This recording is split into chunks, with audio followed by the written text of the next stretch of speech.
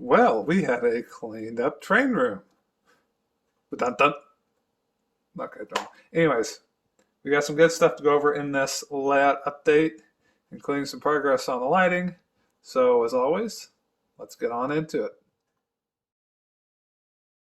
All right, guys, so a short little adamantium right before we get to the main body update. This is a couple months later, but I just wanted to point out in the time since what you'll see next, we got this side of the backdrop permanently mounted.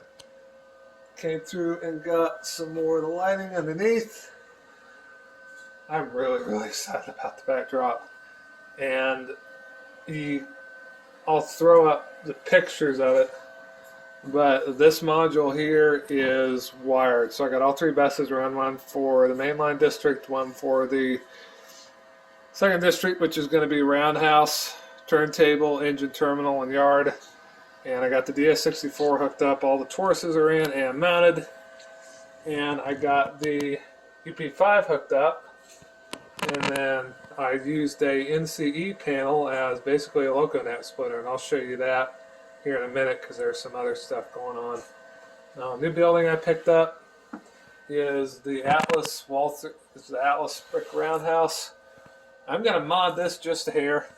It's about an inch, right in there, an inch too short for the 210-2 and my UP two-tone gray, and I kind of want to be able to park those in here when I feel like it, just for the heck of it. So I'm probably going to break out that back wall and extend that stall and just use parts from the Walthers kit. Because what I thought was a 3-bay roundhouse is a 3-bay add-on. So I'll probably just kit bash that. Obviously going to have some garden tracks in there. So that's going to sit about where it is. And then there is a mechanism in here for actually closing the doors, which is pretty dope in my humble opinion. But I'm going to mod that too a little bit. There's a back bumper plate in there that trips it. That just looks ugly as heck to me. So I'm going to see if I can't come up with maybe a tortoise or servo powered and have toggles or something to close the roundhouse doors independently of an engine pulling in, and put that on the panel. It's going to go right there. And then just to re-mention, that's going to be for the yard crew. The Hostler jack will be plugged in to the plug on the side of it. And then throttle pocket there, throttle pocket here. The diagonal where I'm standing is going to have basically the local turnout controls for those back three turnouts, and there will be a button to trigger that turnout and the one on the other side, but it's not going to be on the panel. It's going to be for fun running. So normally that won't be under local control. Got the hole cut in the backdrop. Got trimmed a little bit. I do need to lower this module just about 1/8 of an inch, so I'm probably going to drop that riser right there to do it. But did that. And then of course add lighting and inspection pits to that thing, which means I'm probably going to have to put some sheet styrene on the floor to get that all fixed. So in good time, I'll figure it out. But then coming around here, we have the usual plethora of locomotive projects. The workbench is covered in stuff at the moment. I might have a separate workshop update on just locomotive projects. But one new purchase I will throw in here, and I'm really glad I found this. This is an Akani? I think you pronounce it Akani. I can't remember. Akani brass 482 Mountain. This thing is in very excellent shape. It was brand new in the box. It was wrapped up in plastic. The box is in great shape.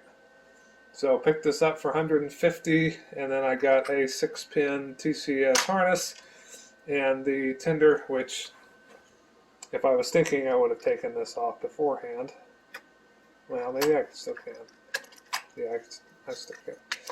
The Tender has a Soundtrack Tsunami 2 in it. I don't have any of the lighting or speaker hooked up yet. I'm working on it.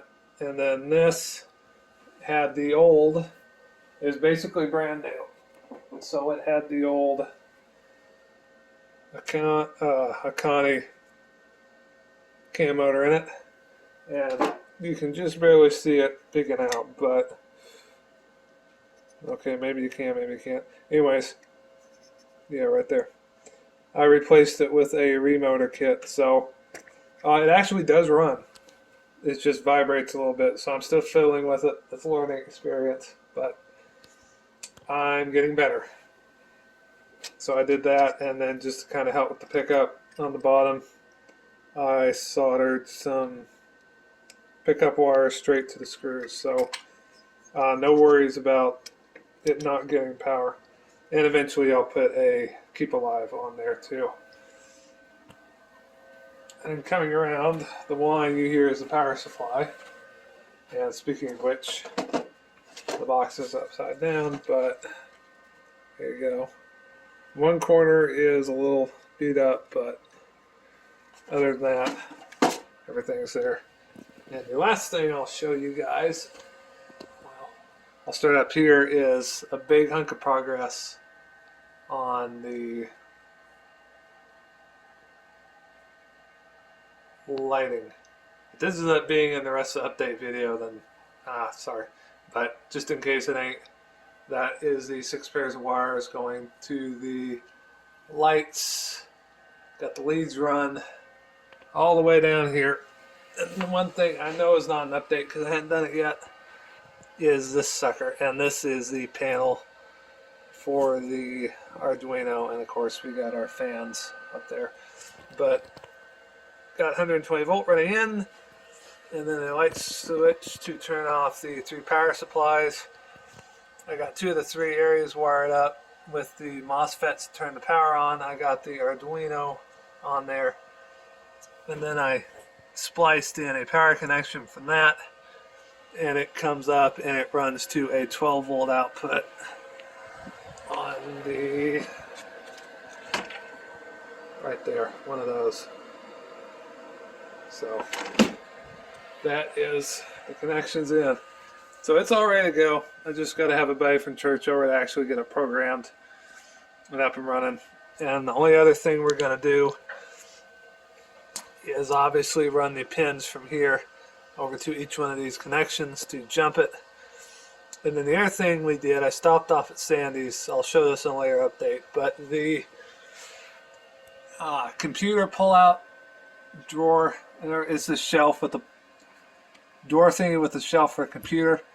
I used his drill press and got a bunch of holes drilled in it, and basically it's going to mount right over there and screws in a 2x4 with a 1x4, and then I'm going to have an extra long USB cable running from the laptop clear over to the Arduino. It won't be plugged in all the time, but I'm going to get a USB expansion port hub and just have the cord there, so if we ever want to change any of the programming, it's real easy. And then also going out of that will be the loco buffer to hook up to the layout and the Sprague for programming engine. So with that, the other thing is I got 2 of the 3 panels for this rolling stock cabinet in here painted. These are the side specs actually, so they are about about an inch too high. I got to trim those on the table saw, but that's no big deal. And then the back piece is going to get painted, and these just go in here. They screw on each of those cross supports, and then I'll get some drawer slides in, and there will be about 3 of my cardboard storage tote things to a drawer. And then of course I got space where that foam mountain is for the other rifle case. So I got plenty of storage. But anyways, and then I'll show you this since it's up here. As you noticed, I do have the next module out. And then tonight we got the thing flipped on its side. got the DS64 mounted. I've already got all the feeders dropped, so the next step is to just do like I did the other one, run all three buses, the mainline district bus, the yard district bus, which is actually going to stop on this module because this is the end of the yard tracks, and the third track bus, which is upstream of the circuit breakers and provides power to the toruses for powering the frogs.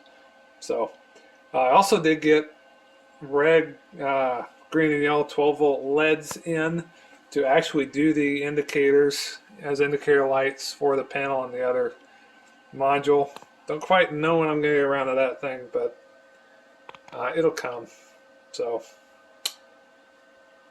anyways, I'm going to wrap this up. Otherwise, this will turn into a short 10-minute adamantium. And yeah, enjoy the rest of the update. And also getting towards the end of the year, so look for a end of year review coming out fairly soon. All right, y'all. Take care. God bless. Merry Christmas. And yeah, enjoy the rest of the update, and I'll catch you in the next one.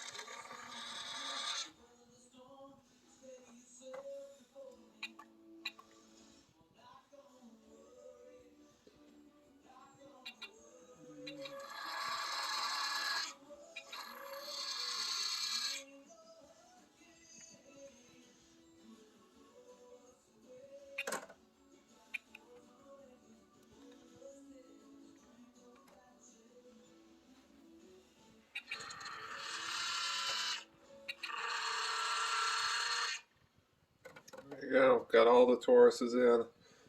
The S64 programmed. We'll eventually have a longer power cord that comes off the module, but those are in. All three of the track buses are in for the signaled, the non-signaled, and the connection for track power with contacts on the toruses.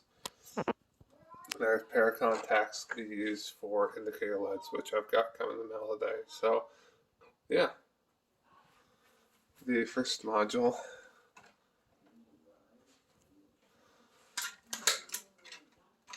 As soon as I set the throttle down here. Is it coming?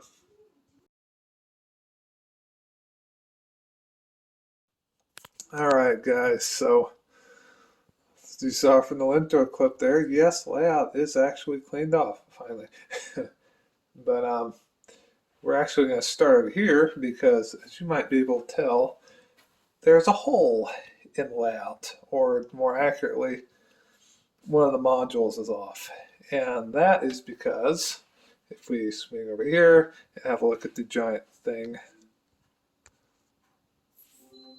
sitting on the benchwork, then you'll see that I've got it up on its side, and I've actually run about 80% of the wiring. So the reason I don't say 100% is this is the hole where the turntable goes. This is coming from staging, and then you probably can't see this, but I got all the curved turnouts, and that's going down. But the reason I don't say 100 is because turntable, roundhouse tracks, and obviously the wiring to turn those on and off and whatnot, which the LEDs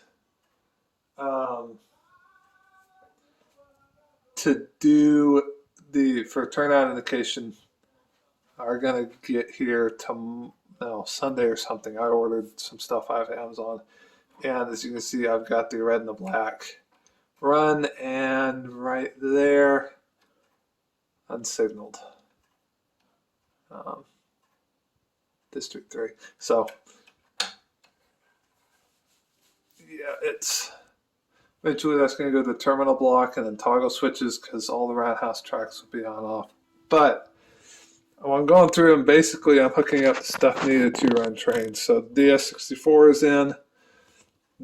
One of the UP5s is in. This line hanging there is eventually going to go right there, and there'll be another UP5. And then you'll notice the DS64 is in. I've got it labeled, relabeled it, and then Rich popped over and he helped me program the next two. So 46 through 49, no, sorry, 42 through 45 and 46 through 49. So obviously DS64, 4 of them, but I'm only going to need 6 because one more on this module. And then obviously, yeah, I won't be able to do this eventually, reach through here like that. Those two, because you've got the siding turnout and the main turnout, both of which, so that's 3. And then we'll be on one DS64, and you come over here, 1, 2, and 3 will be on the other. No reason this is on a Tor switch machine is because this one and the first curved turnout over there made continuous run connections. So when you select that route, again, this will be a push button. Both of those will throw. Otherwise,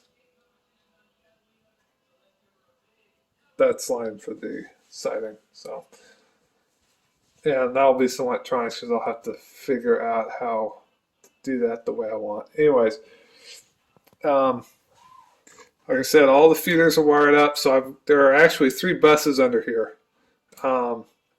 There's obviously unsignal for the engine terminal, and then the yard, which is going to be down that way. The other for the main line, which is signaled. So if you remember, the rearmost track, and then the ladder, and to the left, and eventually where this ladder will be, and to the right are the first 3 blocks. They're on that district. So most of the turnouts in here start block number 4, hence the label.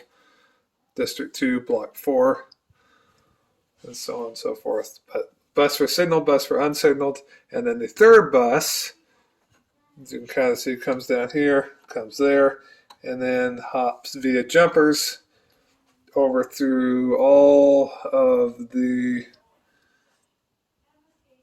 terminal blocks, and that is the frog power for the turnout. So notice I have all my switch machines have all 8 wired up. 8 position terminal block. I've got all 8 coming in. I've got the positive and negative, and then it doesn't necessarily show up very well, but like on this one, you can see where I've got the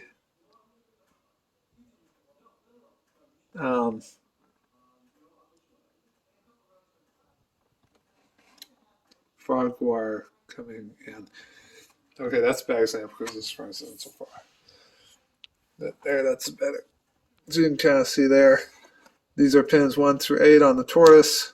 If we move that out of the way, we've got our power on the outer 2 poles. We've got our rail A and rail B in. We've got what will be, no, it is, it's actually connected. You can hardly see it right there in the back, or frog wire. And then the other 3 set of contacts, because Tauruses have the 2 same contacts, are going to be the indicator LEDs for turnout position, and those are going to be sitting on a panel that's going to be right there where that piece is added, and that's what the LEDs in the mail are for. So did that, etc. Got the cab bus. Only other thing I need to add underneath here that I want to add is the power lead. So all three of these DS64s are going to be powered off of one PS14 power supply, but instead of running a power supply to each one, I found a spare end. I'm going to extend it so it comes out, follows the path for the accessory. That's what these cable clamps are for. It comes down, and then I'll just Anderson power pole connectors to plug in there and layout. So all this stuff has Anderson power poles. That's what all these are hanging down here for. All three buses eventually will add them on the end.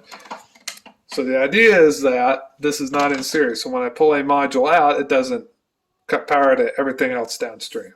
So basically these are like branches on a tree, and then my main buses are down there on the framework, on the trunk of the tree, if you will. So that's pretty much what's going on with that. The other big thing that I'm really happy about, and I'm slowly working on this, ladies and gentlemen, we have our red, blue, green LED light strips on the layout. So all three of them come out right there.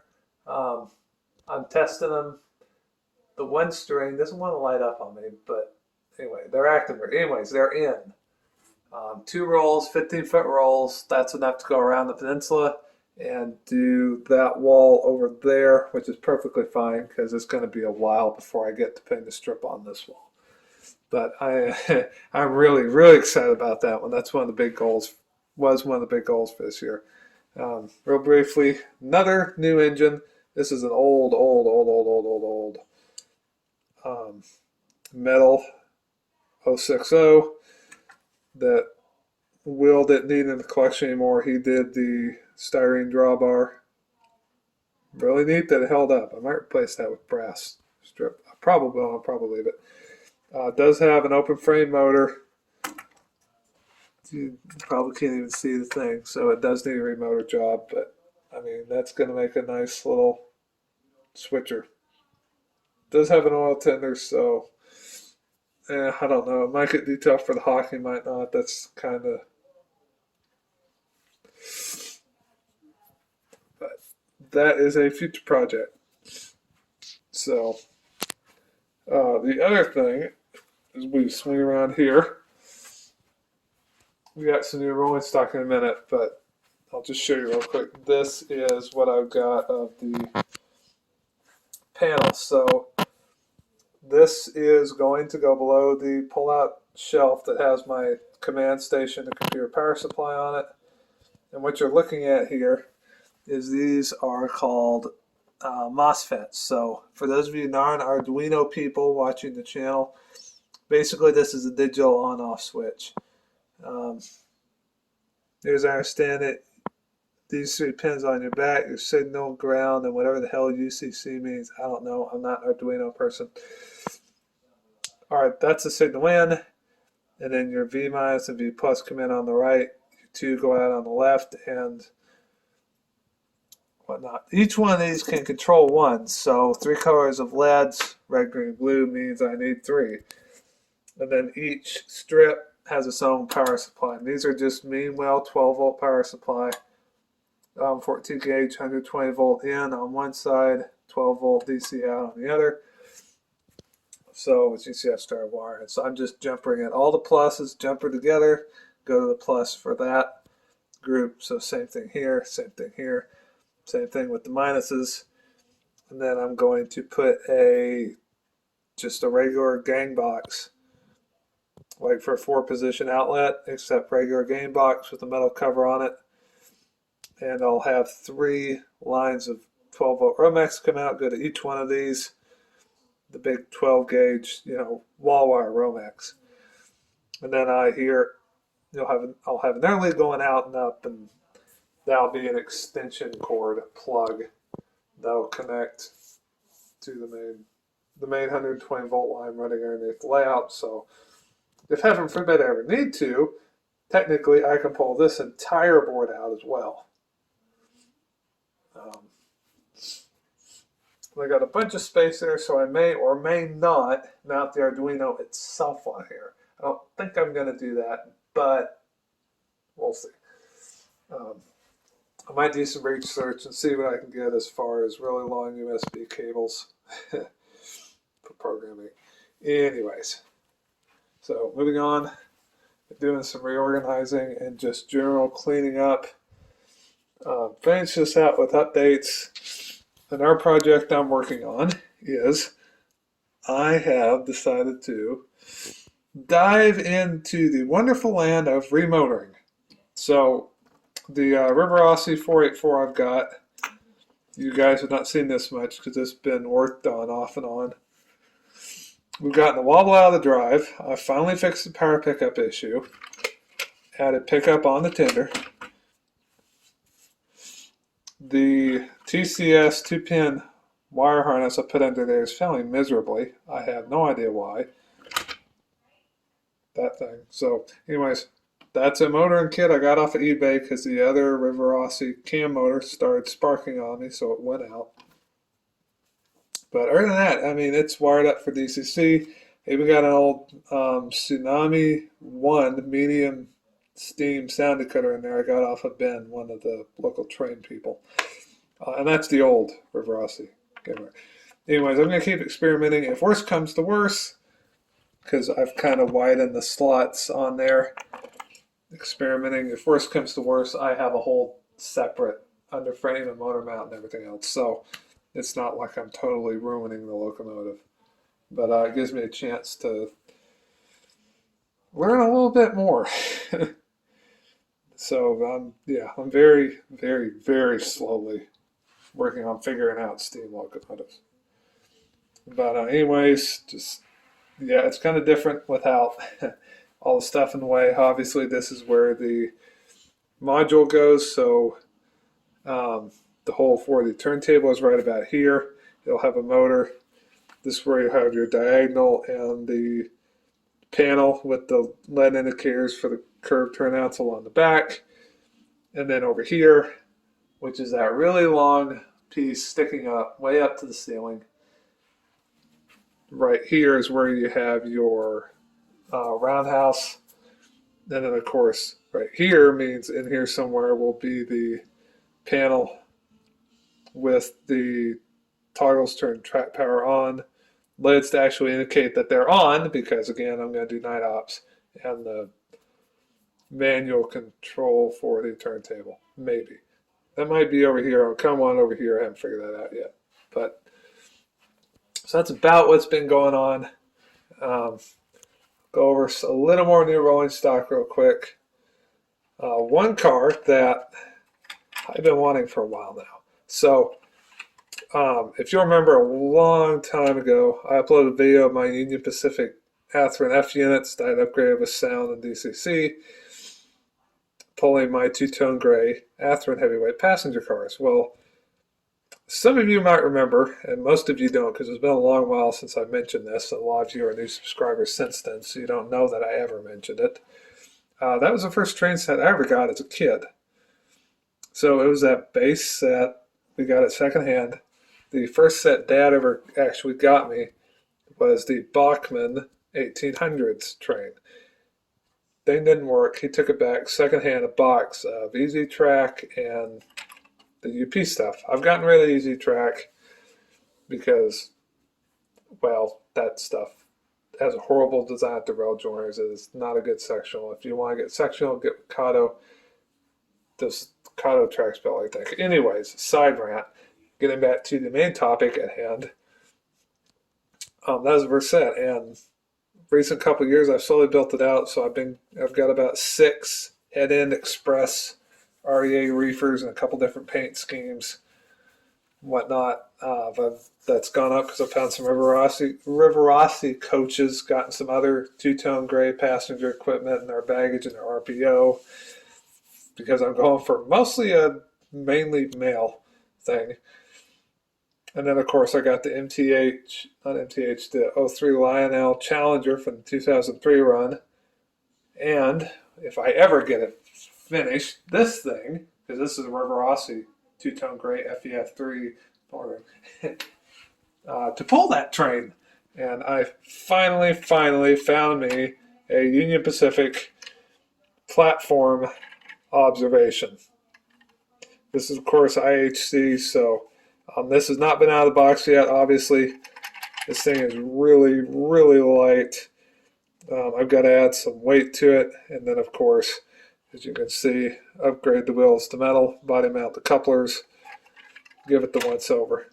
And then along that same vein, we've got some more new cars. So this next batch I picked up off of Facebook Marketplace are Walters Proto 2000 52-foot 2-inch drop-in mill gondolas, like the ones I have painted B in that will eventually get repainted Hawking. Actually, no, I take that back. I sold the things. But until they're all molded on. All but one of these has all metal wheels. They've already been upgraded with, I think those are Katie's. I haven't actually looked. Okay, they're not Katie's. But most of them have metal rib back wheels, which is fine. I'll probably eventually give these to a buddy of mine who actually helps by filming and uploading a bunch of the Railfan content on the page, because he uses rib back, and I'll probably just swap these out for mountains and Katie couplers. So none of this stuff has been through the shop yet. It will eventually, but it's kind of on the back burner. And then the start of my modern freight train. So for those of you who don't know, I picked the Hawking Valley to model, but one of my all-time favorites has been Union Pacific. And I do actually have, and you've seen this in video footage from RMRC Redstone Model Railroad Club, run nights and stuff, footage that Will and I film. But I have two sets of Norfolk Southern Power, a AC66, I think it is, and an 840 CW, and then an SD78 and SD80 Mac in another set. And the giant coal drag that you've seen in the videos is from about 2006, so I'm building a separate power set to go on that. Well, I want a modern freight train to go behind the Norfolk Southern, so that way I can have a little bit of my modern. So those of you who think, I have never told anybody that you can't have a few just for the heck of it trains. Pick a theme, location, and era. At least enough to give you a reasonable narrowness of focus so you can actually make progress and say this is what I need, check it off. But I've got it like this layout is narrowed down to 1954 steam, period. But even people that narrow, everyone has plenty of reason to have a few of what the hell, for the heck of it, what the heck, just cause, stuff like that. So for me, that's a modern freight train, modern mixed freight train, a little bit of Norfolk Southern, and then my UP Coal Dragon UP power set. Because I'm a UP fanatic, I've added some Union Pacific power into that. So, yeah. Including those Union Pacific SD7, 778, and 776, I think is the other one. So when you see those go through the Redstone videos, those are also my units. But I scratch my modern train itch because I do enjoy watching the modern stuff go by. Not nearly as much as steam engines, but I do enjoy it. And of course, my Union Pacific itch gets scratched too. And, I got that sitting there. So, but yeah, all three of these I got off, and they're one of the local guys who is shifting not era but location. So he went from modeling DM&E to a portion of BNSF. So a lot of the stuff is excess, but got these off of him along with, and they're one of two more of these and another covered hopper. No, one more of these and a rail boxcar. And all of these, he has already, this has metal wheels, the others don't. But all these, and I can tell from feeling it, he's already gone through and he's weighed them down and checked wheels and coupler height and trip pin height to NMRA standards. So all that stuff is already checked out. All I gotta do is just slap Air Mountain wheels on them. And the reason I bought these was because They have graffiti on them. And these are the ones I knew with graffiti. They had a bunch of DM&E stuff, but I hardly ever see those on the trains around here, so I decided to just these because I know they work. I've seen these former rotary coal dump cars turned into scrap yard. Anyways, my phone is about to die, so that's pretty much going to do it for this update. Haven't been working on too much. Just what I have been working on is one of those things. It takes a while to get a little bit of stuff done, so slow and tedious. But anyways, that is going to do it for this layout update, everyone. As always, I am so happy to see that start coming into shape and the LEDs. Anyways, you know the drill. Comment, like, subscribe, click the bell icon so you get notified whenever I upload a video. Thank you in advance. And as always, take care. God bless. And I'll see you on the next video.